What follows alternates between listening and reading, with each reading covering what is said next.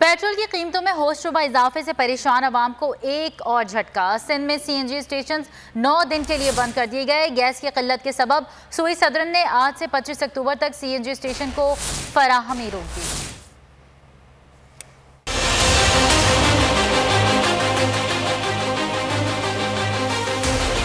परेशान हाल अवाम पर एक और सितम। पेट्रोल महंगा, सीएनजी की फराहमी बंद। सर्दी की आमद से पहले ही गैस की किल्लत ने रंग दिखाना शुरू कर दिया। सूई सदरन ने गैस की पैदावार में कमी के सबब सिंध भर में सीएनजी स्टेशंस को फौरी तौर पर फराहमी रोक दी। एसएसडीसी के मुताबिक सीएनजी स्टेशंस को आज से 25 अक्टूबर की रात 8 बजे तक 228 घंटे के लिए गैस की फराहमी मुअत्तल रहेगी। एलएनजी की निर्खों में इजाफे के बाइस पहले ही सीएनजी की कीमत 185 रुपए किलो की सतह पर है। गैस की फराहमी बंद होने से स्टेशन और गाड़ी मालिकान को भी शदीद मुश्किलात का सामना है।